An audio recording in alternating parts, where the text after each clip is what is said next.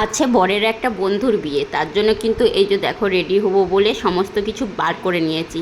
একটা ব্ল্যাক কালারের শাড়ি আর কিছু সামান্য গোল্ড জুয়েলারি। আর সিম্পল সাজতেই ভালোবাসি, সব সময় তোমাদের সাথে সিম্পল ভিডিও পোস্ট করতে ভালোবাসি। সমস্ত কিছুটাই কিন্তু সিম্পলভাবে থাকতেই আমি বেশি ভালোবাসি। আর অনেকে আমাকে দু একজন আর কি বলেছে যে তুমি নিজে এই ভিডিও বানাচ্ছ কেন, একটু সাজগোজ করতে পারো না বা একটু স্টাইলিস্ট হতে পারো না। সত্যি কথা বলতে কি, যাদের স্টাইলিস্ট ছোটো থেকে যারা স্টাইলিস্ট হয় না, মানে যারা বেশি পয়সা টয়সা খরচা করা পছন্দ করে না বা অতিরিক্ত ফালতু খরচা করা পছন্দ করে না, তারা কোনো দিনও কিন্তু যতই ইনকাম করুক আমার মনে হয় তারা কোনো দিনও স্টাইলিস্ট হতে পারে না। হ্যাঁ, তা বলে কি ব্যতিক্রম নেই সেটা বলবো না, অবশ্যই ব্যতিক্রম আছে।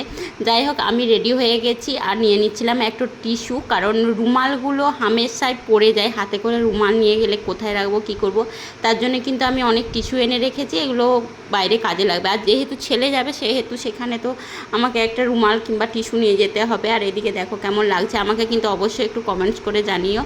মা আর ছেলে দুজনেই কিন্তু যাচ্ছি। মাঝে মাঝে ভালো লাগে না, খুব মন খারাপ করে, কারণ চারদিকে সবাই মিলে মানে তাদের হাজব্যান্ডের সাথে আর কি যায়, আর আমরাই কিন্তু সবসময় একারা যাই। মানে আমি বেশিরভাগ জায়গায় সব জায়গাটাতেই কিন্তু একাকেই অ্যাটেন্ড করতে হয়, ভালো লাগে না সব জায়গায় একাকে যেতে। কিন্তু কিছু কিছু জায়গায় এমন থাকে যেগুলো কিন্তু একাকে অ্যাটেন্ড করতেই হয়। তবুও আমি চেষ্টা করি যেখানে যেমন না যাওয়া যায় সেখানে যাই না, কারণ আর সত্যি একা সমস্ত কিছুটা ভালো লাগে না। আর এদিকে দেখো একটা যা আমার সাথে খেতে বসেছিল, ওর হাজব্যান্ডও কিন্তু আর্মিতে চাকরি করে।